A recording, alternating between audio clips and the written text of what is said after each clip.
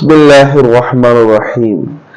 இன்று சூரத்துல் கௌசர் பார்க்க இருக்கின்றோம். சுருக்கமாக சூரத்துல் கௌசர் அல்லாஹுடைய சூறாக்களிலேயே அத்தியாயங்களிலேயே மிக சிறிய சூறாவாக 3 வசனங்களை கொண்ட 3 ஆயத்துக்களை கொண்ட சூறாவாக இருக்கிறது. சுருக்கமாக தர்ஜுமா பாருங்க. இன்னா நிச்சயமாக நாங்கள் வழங்கினோம் கொடுத்தோம் உமக்கு கல் கௌசர் கான உமக்கு அர்த்தம். கௌசர்னா கௌசரை கொடுத்தோம். ஃபஸல்லி எனவே நீங்க என்ன பண்ணுங்க, தொழுங்க. ஃபஸல்லி லிரப்பிக தன்னுடைய ரப்பிற்காக தொழுங்க. வன்ஹர் இன்னும் குர்பானி கொடுங்க. இன்ன ஷானியக நிச்சயமாக உங்களுடைய எதிரிகள் தான் ஹுவல் அப்தர் அவர்கள் சந்ததியற்றவர்கள் என்பதாக அல்லாஹு தஆலா அறிவிக்கின்றார். இது சுருக்கமாக சூரத்துல் கௌசருடைய பொருள் விளக்கம். கௌசர்னா என்ன என்று பார்க்கும் பொழுது, கௌசர் என்பது ஒரு நீர் தடாகம்.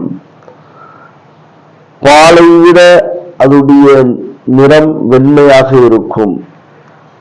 தேனை விட ஹனி, நஹல், ஷஹத் தேனை விட சுவையாக இருக்கும் தண்ணீர். அதனுடைய கற்கள் முத்துக்களால் ஆனவை. அதனுடைய மண் கஸ்தூரியாக இருக்கும்.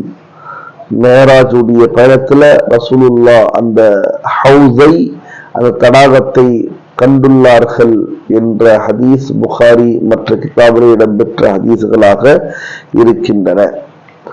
ஹஜ்ரத் அப்துல்லா இப்னு அப்பாஸ் ரலியல்லாஹு தஆலா அன்ஹுமா சொல்றாங்க, கௌசர் என்பது கசீர் என்ற வார்த்தையிலிருந்து வந்தது.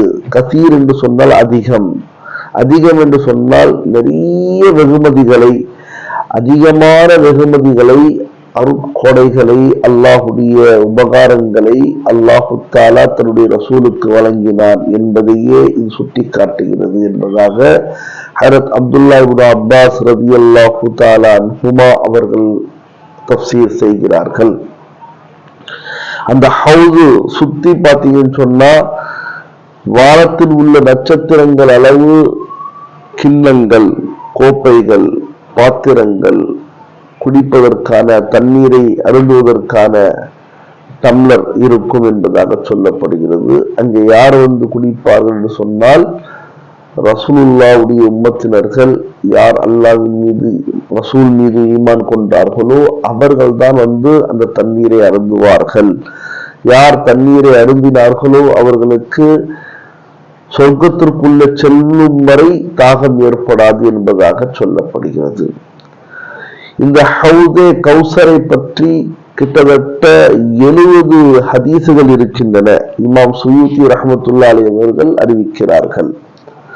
50க்கும் மேற்பட்ட சஹாபாக்கள் ஹவுதே கௌசரை பற்றி அறிவிப்பு செய்திருக்கிறார்கள். குறிப்பாக ஹஜ்ரத் அபூபக்கர் சித்திக் ரலியல்லாஹு தஆலா அன்ஹு, ஹஜ்ரத் உமர் ஃபாரூக், ஹஜ்ரத் உஸ்மான் கனி, ஹஜ்ரத் அலி கர்ரமல்லாஹு வஜ்ஹஹு, ஹஜ்ரத் அப்துல்லா இப்னு அப்பாஸ், ஹஜ்ரத் அப்துல்லா இப்னு மஸ்ஊத், ஹஜ்ரத் ஹசன் பின் அலி, ஹஜ்ரத் ஹம்சா பின் அப்துல் முத்தலிப், ஹஜ்ரத் அன்னை ஆயிஷா ரலியல்லாஹு தஆலா அன்ஹா, ஹஜ்ரத் உம்மு சல்மா ரலியல்லாஹு தஆலா அன்ஹா, ஹஜ்ரத் அபூ ஹுரைரா, ஹஜ்ரத் உபை பின் காப், ஹஜ்ரத் அப்துல் ரஹ்மான் பின் அவுஃப், ஜாபிர் பின் அப்துல்லா போன்ற பெரும் சஹாபாக்கள் இதில் அடங்குவார்கள். எனவே அந்த ஹவுதே கௌசர் மிகவும் முக்கியமான ஒரு ஹவுதாக இருக்கிறது. அல்லாஹு தஆலா நம் அனைவருக்கும் அந்த ஹவுதே கௌசர் மூலமாக நபியுடைய கரத்தால் தண்ணீர் அருந்தக்கூடிய தௌஃபீக் அல்லாஹ் தந்தருவானாக. இங்கே இது முதல் வசனம்.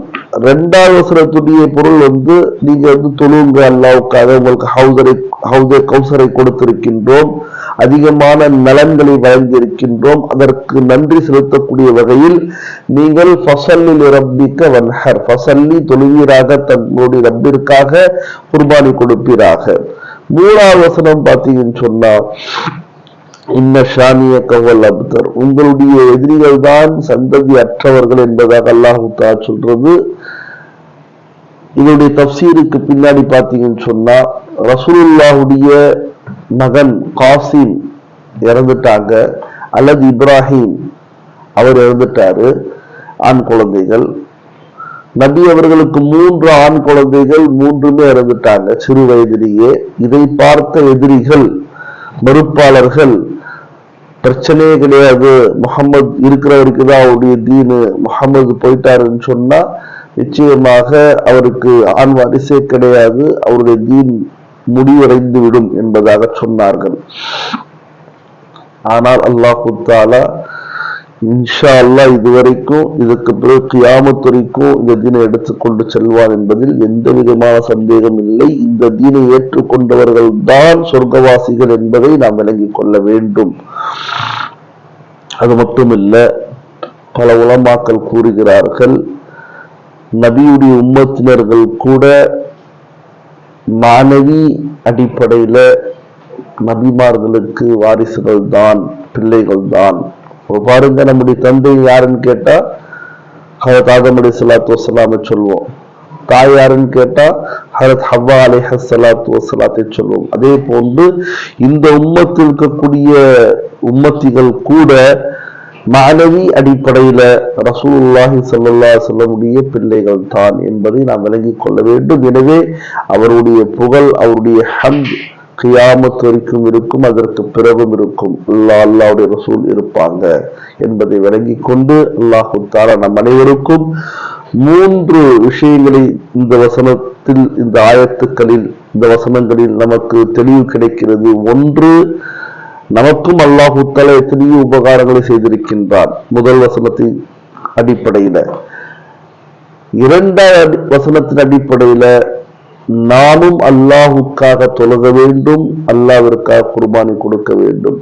3வது வசனத்துல நம்மை எதிர்க்கின்றவர்கள் யாராக இருந்தாலும் அவர்கள் அழிந்து விடுவார்கள், நாம் நியாயமாக இருக்கும் வரை என்பதை அல்லாஹு தஆலா நமக்கு இங்கே சுட்டி காட்டுகின்றார். எனவே அல்லாஹு தஆலாவின் மீது முழுமையாக நம்பிக்கை வைத்து குர்ஆன் வசனங்களை விளங்கி அமல் செய்யக்கூடிய தௌஃபீகை அல்லாஹ் தந்தருள்வானாக. ஆமீன். வாஹிரு தஅவானா அல்ஹம்துலில்லாஹி ரப்பில் ஆலமீன். அஸ்ஸலாமு அலைக்கும் வரஹ்மத்துல்லாஹி வபரகாத்துஹு.